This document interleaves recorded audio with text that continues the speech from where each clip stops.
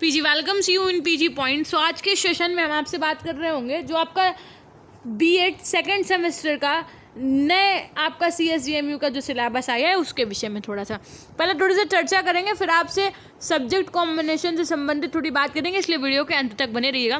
पहले तो आपको मैं ये समझा दूं कि जो आपके कोर पेपर हैं वो क्या हैं। सबसे पहले है आपका पेपर 1 और पेपर 2।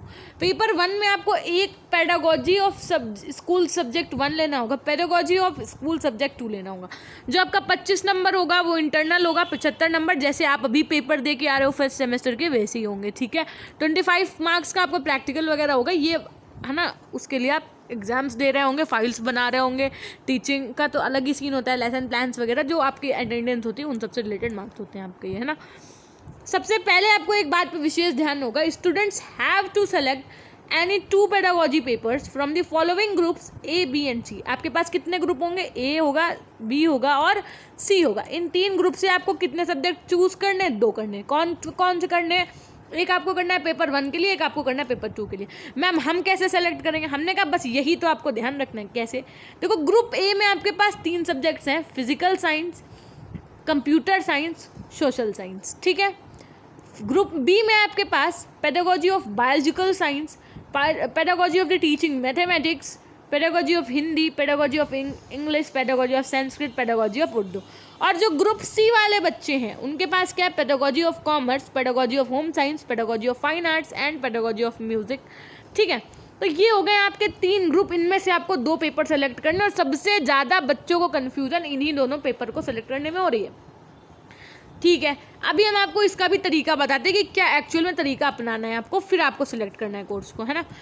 उसके बाद में आपके पास आता है पेपर 3। पेपर 3 का नाम है आपका टेक्नोलॉजिकल पर्सपेक्टिव ऑफ एजुकेशन, यानी शिक्षा के तकनीकी परिप्रेक्ष्य, ठीक। फिर आता है आपका पेपर 4।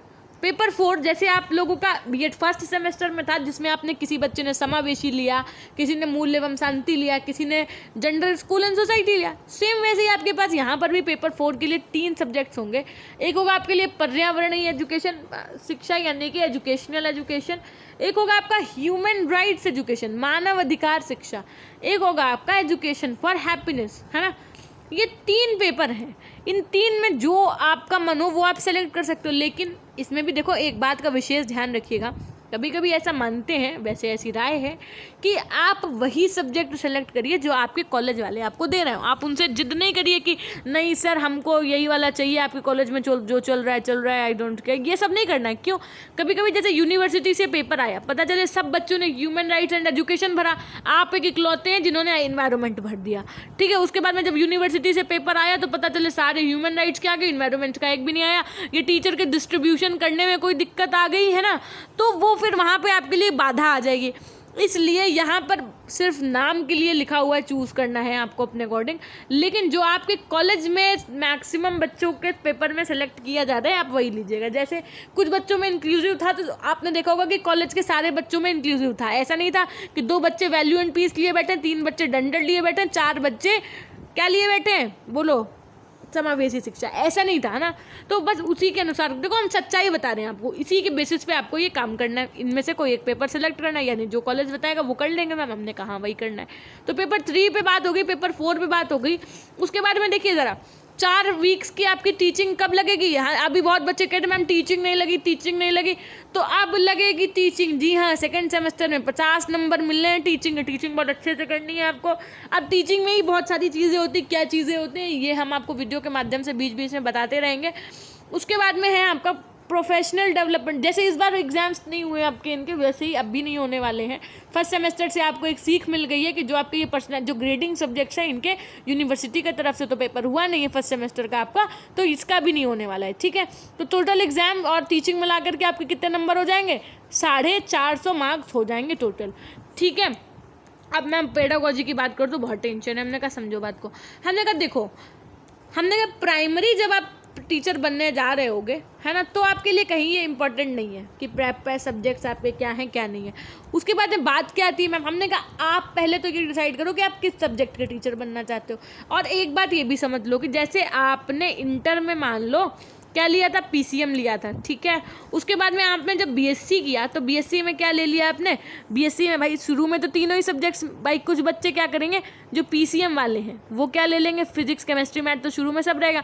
अंत में आते आते जब उनका 3rd ईयर आ जाता है तो बच्चे क्या करते हैं, जैसे मान लीजिए जो आपका PCM वाला बच्चा था उसने लास्ट सेमेस्टर में मैथ्स सेलेक्ट कर ली, हम एक एग्जाम्पल बता रहे हैं, या फिजिक्स सेलेक्ट कर लिया, तो सिर्फ उसके लिए मतलब हो जाता है कि वो साइंस का भी टीचर बन सकता है, मैथ्स का भी टीचर बन सकता है। मान लो किसी बच्चे ने मैथ्स छोड़ दी, फिजिक्स और केमिस्ट्री चूज की केवल, तो सिर्फ वो साइंस का ही टीचर बन सकता है, ठीक है। तो मतलब कुल मिला के आपको इन बात, सबसे पहली बात तो आप एक बात दिमाग में बैठा लो कि आपको किस विषय का टीचर बनना है, और आप उसी विषय के टीचर बन पाएंगे जो आपके सब्जेक्ट्स क्या होंगे, कॉमन। मतलब ये चीज़ें आपकी, अगर आपने ग्रेजुएशन वगैरह कर रख, भाई ग्रेजुएशन के बाद ही तो आप BEd कर रहे हो, तो आपने अपने ग्रेजुएशन जो आपके विषय रहे थे, यानी स्नातक में जो आपके विषय रहे हैं 2 सालों में, 2 ईयर्स में जो आपके मतलब कॉमन सब्जेक्ट्स होंगे, है ना, 3 ईयर्स में जो भी आपके कॉमन सब्जेक्ट्स रहे होंगे उन्हीं पर आप अपने पेडागोजी सब्जेक्ट सेलेक्ट कर रहे होंगे।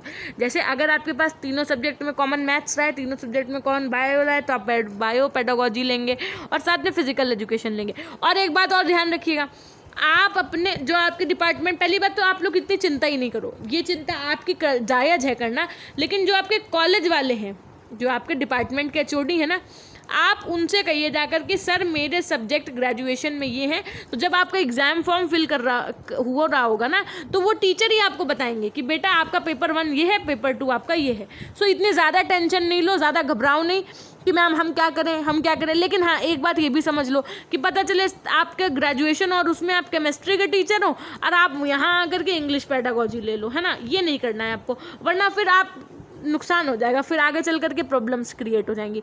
तो आपको सब्जेक्ट वही सेलेक्ट करना है जो आपके स्नातक में उपस्थित हो, ठीक है।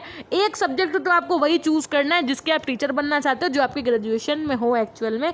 एक सब्जेक्ट आपको ऐसा ही चूज़ करना है और उसके बाद में सेकेंडरी जो आपके डिपार्टमेंट के HOD बता रहे हो आप वही सेलेक्ट कर लीजिएगा, ठीक है। ओके, होप सो चीज़ें समझ में आ गई होंगी। अब आपको एक बात और बता दें, बहुत ज़्यादा कन्फ्यूज़न है ना, हम इसका आपको एक विषय का हिंदी में वीडियो बना करके देंगे। ये सिलेबस इन्होंने इंग्लिश में दिया है, हम आपको हिंदी में वीडियो बना करके दे देंगे। भाई चैप्टर में यूनिट 1 ये है, यूनिट 2 ये है, यूनिट 3 ये है, जिसमें आपको कहीं भी किसी दिक्कत का सामना ना करना पड़ सके। जल्दी ही क्लासेस शुरू होंगी। क्लासेस शुरू करने के लिए मेरे को पहले भी थोड़ा व्यवस्था करनी पड़ती है, चीज़ों को कनेक्ट करना पड़ता है, कलेक्ट करना पड़ता है कंटेंट वगैरह। सो उसकी चीज़ें चल रही हैं, आप टेंशन नहीं लीजिए, जल्दी क्लासेस के साथ में आप वापस आएंगे। तब तक के लिए अपना ध्यान रखिएगा, कॉलेज होकर के आइए, अपने सब्जेक्ट कॉम्बिनेशन पूछ के आइए। उसके बाद में आप हमको कमेंट में बताइए कि मैम हमने कॉलेज में बात की है अपने